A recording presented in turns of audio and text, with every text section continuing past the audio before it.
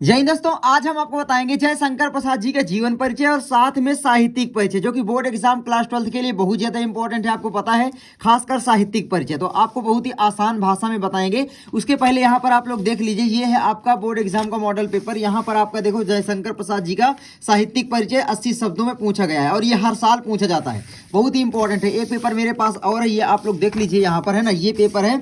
यहाँ पर सबसे पहले पेपर देख लीजिए, ये देखो पेपर, और यहाँ पर देखो जयशंकर प्रसाद जी का जो है साहित्यिक परिचय यहाँ पर 80 शब्दों में पूछा गया है। तो बोर्ड एग्जाम के लिए बहुत ज़्यादा इंपॉर्टेंट हो जाता है ये। तो चलो यहाँ पर मैं आप लोगों को इसका पूरा बता देता हूँ किस तरीके से बोर्ड एग्जाम में लिखना है, और बहुत ही सरल भाषा में।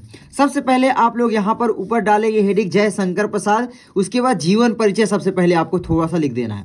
देखो, साहित्यिक परिचय भले पूछता है, लेकिन जीवन परिचय आप छोटा सा लिख दीजिए बस, ठीक है। जयशंकर प्रसाद का जन्म काशी के एक प्रतिष्ठित वैश्य परिवार में सन 1889 ईस्वी में हुआ था। ये तो आपको याद होगा। इनके पिता का नाम देवी प्रसाद था, है ना, ये आपको पता है। इनके पिता का नाम क्या था? देवी प्रसाद था। प्रसाद जी का प्रारंभिक शिक्षा घर पर ही हुआ था, है ना। प्रसाद जी का जो प्रारंभिक शिक्षा हुई थी वो घर पर ही हुई थी, आपको ऐसे ही लिख देना है अपनी भाषा में। उसके बाद सन 1937 ईस्वी में इनका क्षय रोग के कारण स्वर्गवास सिधार गया, यानी देहांत हो गया। तो इनकी मृत्यु कब हो गई? 1937 ईस्वी में। तो आप अपने भाषा में लिख लेना, बस आपको ये पता होना चाहिए कि जयशंकर प्रसाद का जन्म काशी में हुआ था, ठीक है, काशी के एक प्रतिष्ठित परिवार में 1889 ईस्वी में हुआ था। इनकी मृत्यु 1937 में हुई। इनके पिता का नाम जो था वो था देवी प्रसाद। बस इतना याद कर लोगे, उसके बाद आपको कुछ नहीं करना, आराम से अपनी भाषा में लिख देना है। उसके बाद मेरे भाइयों सबसे ज़्यादा इंपॉर्टेंट हो जाता है साहित्यिक परिचय, ठीक है। अच्छा, साहित्यिक परिचय क्यों इंपॉर्टेंट है मैं आपको बताऊं। यहाँ पर अगर ये देखो, 3+2 नंबर में आपका आता है। इसका मतलब है 3 नंबर इसके साहित्यिक परिचय के लिए, 2 नंबर इसकी रचना लिखने के लिए आता है, ठीक है। तो ये आपको ध्यान रखना, ये देखो ना पूरा का पूरा। तो यहाँ पर आप लोग सबसे पहले हेडिंग फिर डालोगे साहित्यिक परिचय, उसके बाद, ठीक है। उसके बाद लिखना प्रारंभ करोगे, श्री जयशंकर प्रसाद छायावाद के प्रवर्तक, नाटककार, कथाकार, है ना, नायक तथा उपन्यासकार भी थे। तो ये आपको लिख देना है। जो भी शब्द इसमें से कुछ आ रहे हैं, जैसे नाटककार, कथाकार, उपन्यासकार थे। अच्छा, ये उपन्यासकार भी थे, ये आप लोगों को पता होगा। इनके उपन्यास भी इंपॉर्टेंट है, याद होंगे आपको, है ना। उसके बाद यहाँ पर आपको लिखना है, विशुद्ध मानवतावादी दृष्टिकोण वाले जयशंकर जी ने अपने काव्य में आध्यात्मिक आनंदवाद की प्रतिष्ठा की है। ये आपको लिखना है। प्रेम और सौंदर्य इनके काव्य के प्रमुख विषय रहे हैं, ये आपको लिख देना है। प्रसाद जी के ने नाटक, उपन्यास, कहानी, निबंध आदि सभी साहित्यिक विधाओं पर अपनी लेखनी चलाई और अपने कृतित्व से अलंकृत किया है। अच्छा, कितना सरल है ना, देखो ये साहित्यिक परिचय लिखना। प्रसाद जी का केवल गुण लिख देना है कि भाई इन्होंने हिंदी में क्या क्या किया। सबसे पहली बात, ये उपन्यासकार थे, आपको पता है, नाटककार थे, आपको पता है, कहानीकार थे यानी कथाकार थे, तो ये आपको पता है। बस यही 3 शब्द पकड़ करके आपको ये पूरा का पूरा साहित्यिक परिचय बना लेना है बस, ठीक है। यानी जयशंकर प्रसाद जी एक क्या है, छायावाद युग के प्रवर्तक थे, नाटककार, कथाकार और यहाँ पर उपन्यासकार थे। आप ऐसे भी लिख सकते हो कि छायावाद युग के महान युग प्रवर्तक जयशंकर प्रसाद जी थे, जिसके कारण ही छायावाद का नाम प्रसाद युग के नाम से भी पड़ा, यानी जयशंकर प्रसाद जी के कारण। ये भी आप लिख सकते हो।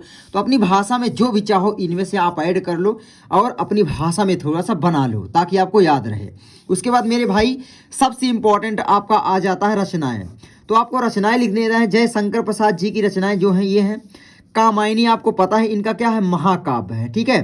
तो कामायनी इनका महाकाव्य हो जाता है। तो अगर आप चाहें तो डिवाइड भी कर सकते हैं, ठीक है। तो आप इसमें एक चीज़ और ऐड कर सकते हो कि जयशंकर प्रसाद जी ने हिंदी गद्य और पद्य के विकास में महत्वपूर्ण योगदान दिया, क्योंकि ये गद्य भी लिखते थे, है ना, गद्यांश भी लिखते थे, यानी ये लेखक भी थे और कवि भी थे। आपको पता है कवि जो है वो पद्य रचना लिखते हैं, है ना, जो भी आपकी श्लोक टाइप होती है रचनाएं, आपको कह सकते हो, है ना। तो ये सारी चीज़ें लिखते हैं। तो ये सारी चीज़ें आप लोगों को देख लेना है। कामायनी इनका महाकाव्य बहुत इंपॉर्टेंट है। उसके बाद है झरना, लहर, आंसू, इनके जो है ये हैं काव्य रचनाएं, ठीक है। अच्छा, काव्य रचनाएं के अलावा फिर इन्होंने आंधी, कंकाल, तितली, तो यहाँ पर कंकाल, तितली इनके क्या हो जाते हैं, ये उपन्यास हो जाते हैं। और आंधी, इंद्रजाल, प्रतिध्वनि, आकाशदीप और एक है छाया, ये इनकी कहानियाँ हो जाती हैं। तो ये कहानीकार भी थे। तो हो गया इतना। अगर आप लोग लिख लेते हो तो समझ लीजिए बोर्ड एग्जाम में आप लोग एकदम अच्छे से नंबर लाओगे। तो इसी तरीके से आपको लिख देना है। अगर आप इसकी पूरी PDF चाहते हो और भी साहित्यिक परिचय के पूरा सोल्यूशन चाहते हैं तो आप लोग प्ले स्टोर से लर्न मंत्रा एप्लीकेशन डाउनलोड कर लें, जहां पर आपको ये बिल्कुल फ्री में सब कुछ मिल जाएगा। ठीक है, लर्न मंत्रा प्ले स्टोर से आपको डाउनलोड कर लेना है। मैं मिलता हूं आपसे किसी नेक्स्ट वीडियो में दोस्तों।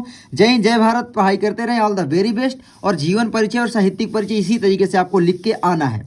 इनकी रचनाओं की विधा वाइज आप चाहो तो डिवाइड कर सकते हो बस। ठीक है, जैसे कि आपका मान लो नाटक हो गया तो यहाँ पर नाटक डाल के इनके भी नाटक भी लिख सकते हो। यहाँ पर नहीं लिखा गया है तो नाटक भी लिख देता हूँ इनके, है ना। आपको पता है यहाँ पर क्या है, चंद्रगुप्त है और यहाँ पर मेरे भाई है स्कंदगुप्त। ठीक है, स्कंदगुप्त, ये नाटक इंपॉर्टेंट है। और एक है अजात शत्रु, अजात शत्रु। ठीक है, ये नाटक फेमस है। और यहाँ पर एक ध्रुव स्वामिनी, है ना, ध्रुव स्वामिनी, तो मैंने सभी ही लिखवा दिए, लो खत्म कहानी। तो ये नाटक हो गया। फिर उसके बाद हेडिंग डालो कहानी, फिर लिखना प्रारंभ कर दो यहाँ पर कहानी, थोड़ा सा पेन चेंज कर लेना आप लोग। ठीक है, उसके बाद आपका जो भी काव्य है, महाकाव्य है, जो भी विधाएं आपको याद हो, नहीं याद है तो एक साथ लिख दो, कोई दिक्कत नहीं है। तो मैं मिलता हूँ आपसे अगली वीडियो में दोस्तों। जय हिंद, जय भारत, वंदे मातरम, पढ़ाई करते रहें, ऑल द वेरी बेस्ट। कैसी चल रही है पढ़ाई कमेंट करके जरूर बताएं। अच्छा, जयशंकर प्रसाद का जन्म कब हुआ अब बताओ मुझे कमेंट करके, जल्दी करना। ठीक है, चलो मिलता हूँ अगली वीडियो में। जय हिंद, जय भारत, वंदे मातरम, पढ़ाई करते रहें।